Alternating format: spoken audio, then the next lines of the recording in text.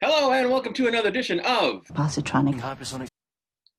I'm Barry P. Cook, and I would bet that you didn't think that I would be back so soon with another video after only having posted the inaugural video for the channel just the other day. But I will tell you this, if you stick with me, you'll find I'm full of surprises. So, yes, I am back relatively quickly after posting the inaugural video on the channel, which I hope you enjoyed, because I want to talk about a couple of things that have just happened.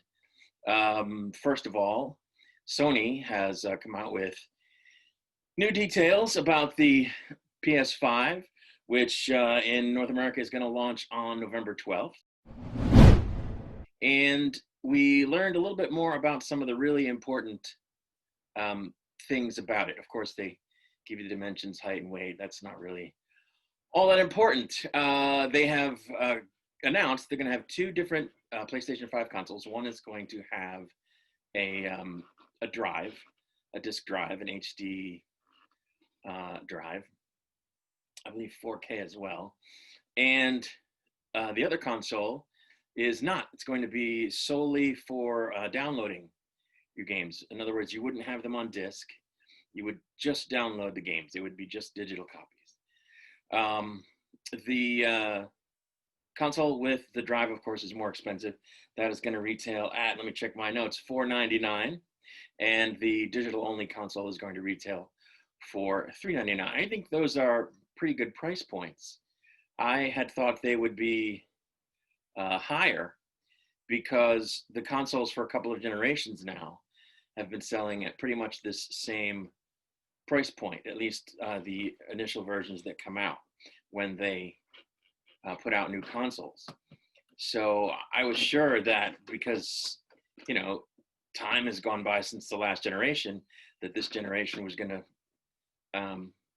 you know, have higher price points. But at least as far as Sony's concerned, I haven't looked at the Xbox stuff, but in the case of Sony, the price points don't seem to be any higher really than what the last generation.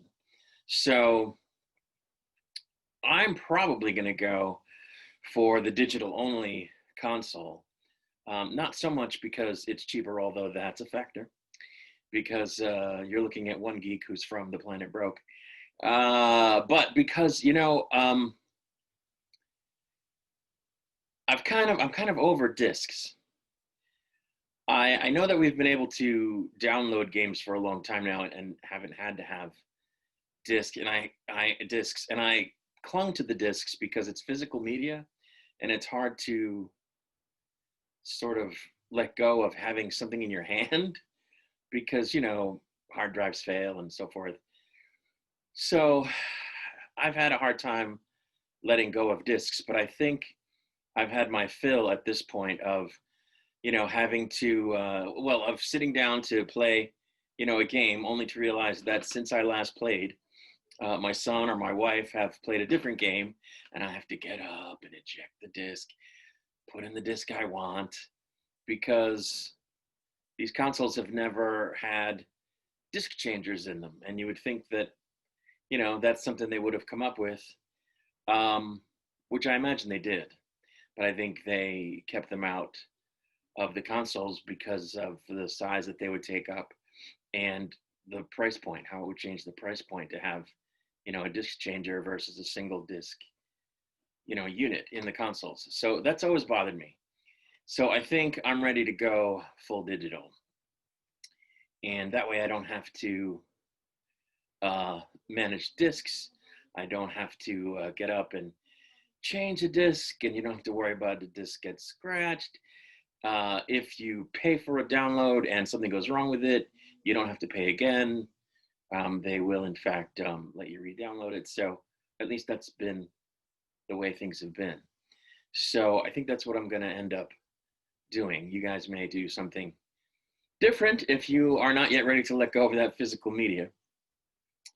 So that's happening. The drive, you know, where you would store your games and so forth, your save files, is going to be SSD. and it's going to be 825 gigs, which is almost a terabyte, so that's good. And that is for the disk drive console. We assume that for the digital only console, it's going to be the same. They haven't quite come out and said that, but I'm hoping that it's going to be the same because a terabyte will hold, a lot of games. Uh, we're not a family that tends to own a huge cadre of titles, but we will have 4 or 5 games in the home at a time, and different people switching back and forth between games. So to be able to get 2 or 3 games on there plus save files and so forth will be important, and a drive that size should do well for us. So I'm looking forward to this console because of a couple of the titles that are coming out. They previewed Spider-Man Miles Morales, and that looks super good. At first, I was thinking, I played Marvel's Spider-Man last year, and I figured, it'll just be more of the same.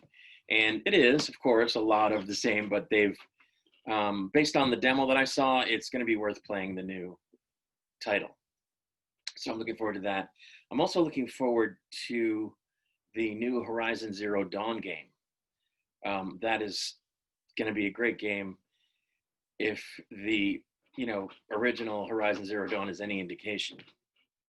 The good news about that is it's launching cross console, so there will be a PS4 version that you can play if you want to get it when it comes out, but you don't have enough money for the new console. And then what Sony's going to do is allow you to upgrade to the PS5 version when you upgrade your console for free. So that'll be great. I would imagine that would cover save files. We'll have to find out, because I know that with games, for example, like the last Dragon Age title, you can't play the Xbox 360 one on the Xbox One with your save files. You'd have to start over. So hopefully they work that out for the new Horizon game. So that's the PlayStation news, and I can't wait for these new games. The other thing I want to talk about in this video is yet again Star Trek Lower Decks. They came out with a new episode yesterday, or today rather, and it's episode 7.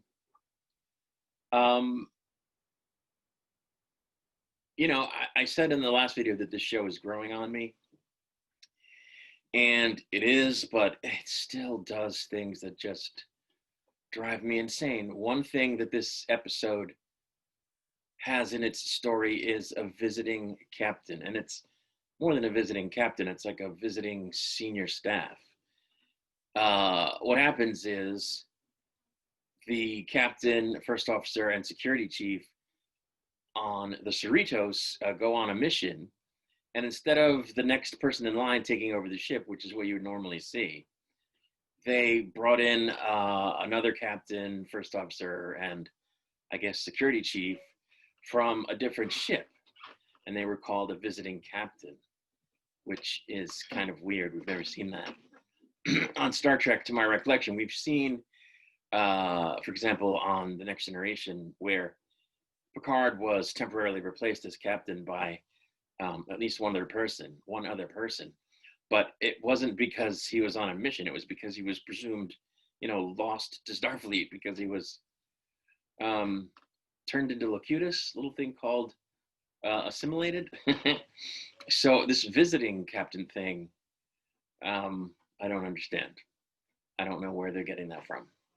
But, I might have missed something over the years on Star Trek, or I might have forgotten something. So if this is something we've seen before, let me know in the comments.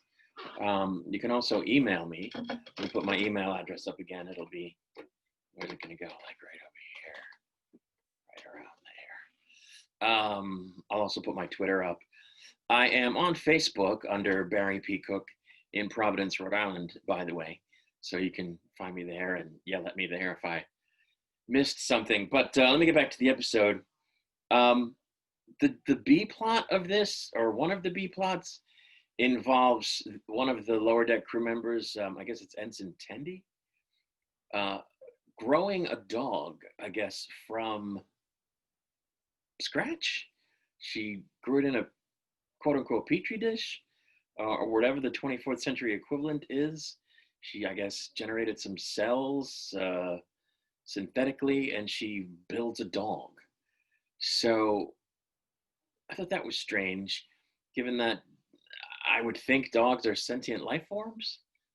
So would it really be ethical for, someone to create a sentient life form from scratch? Although I guess Data did that. So I don't know. I struggle with the ethics of that, of Starfleet crew just creating synthetic life, synthetic sentient life. But I don't know. I guess the human equivalent would be procreation, regular procreation. So I don't know. That struck me as something that was a little odd. I didn't think that would be allowed. And if it is allowed, I would think it wouldn't just be something you just go and do. Like introduce, hey, I'm going to make a dog or I'm going to make a moose, and it's going to live on the ship. Like, I don't know. That just struck me as odd. The other subplot of this episode involves Ensign Boimler um, not coming back from a transport all in one piece. He comes back still in phase, and he has to walk around that way for a while. And, very funny, haha, but it struck me as something that we've never seen in Star Trek before. There have been transporter accidents or transporter malfunctions that have left people in various states of being that aren't natural, but we've never seen someone walking around, sort of transparent and still in phase, as it were, to my recollection. So, it's just another one of those things that they do on this cartoon that struck me as what I would call Futurama science. You know what I'm saying? Like on Futurama, they do all these wacky things with science, and it's the future, so it's not always going to comport with 21st century reality. But when they do it, they're not breaking their own rules. You know what I'm saying? They're not coming up with stuff that they, is outside of what they've done before. They tend to stay consistent, if I'm not mistaken. This would be something that's not consistent. So it just seems like when they're doing the show, they're just riffing a lot of the time as if they were a show like Futurama, where they're just going to come up with stuff because it's zany and it puts the characters in a situation that they can, make narrative hay out of without worrying about the fact that, hey, this has never been on Star Trek before, so we kind of are breaking ground here. And, I don't know. I suppose from time to time they're going to do things that haven't been done before. Obviously, they're not going to keep repeating old things, but this just struck me as, come on, he's walking around transparent. I didn't buy it. Anyway, there's that. And the show to me still comes off like, just generally, comes off like an episode of The Big Bang Theory, where the cast is dressed up as Star Trek characters and, cosplaying in some kind of space that has been built to look like a starship or a planet out of Star Trek. And, because they're still actually themselves and not really Star Trek characters, the things that they get up to don't always, exactly mesh with how things would go if they were really, Starfleet officers. They're still themselves. So if you can just picture the cast of the Bang Theory playing at Star Trek, and how they would look like Star Trek and say things that sound like Star Trek, and they might be in a space that looks like it belongs on Star Trek, but they're really just a bunch of geeks doing crazy things that, humans do in everyday life, as opposed to actually working on a starship. So I mean, it's growing on me because when the cast of The Big Bang Theory or other shows do stuff like that and sort of make fun at Star Trek, poke fun at Star Trek, it's funny and enjoyable, but it's not supposed to be actual Star Trek and part of the actual continuity, like I was saying in my last video. And this is supposed to be that. So it just kind of, it sticks in my craw a little bit. It gives me a little bit of a tick, like, this is not, you know what I'm saying? So I don't know. So it's only got 3 episodes left in the season. So we're going to see how it turns out. I might do a review of the entire season once it's over. But that's what I have to say about it for now. And that's going to wrap up this video, folks. I put my email up there. I put my Twitter up there, I think. If I didn't, I'll put it up now. I already mentioned that I'm Barry P. Cook. I am on Facebook out of Providence, Rhode Island. I want to thank everyone for watching, and please subscribe if you haven't, and we will see you next time on Positronic Hypersonic. Until then, my friends, peace and long life.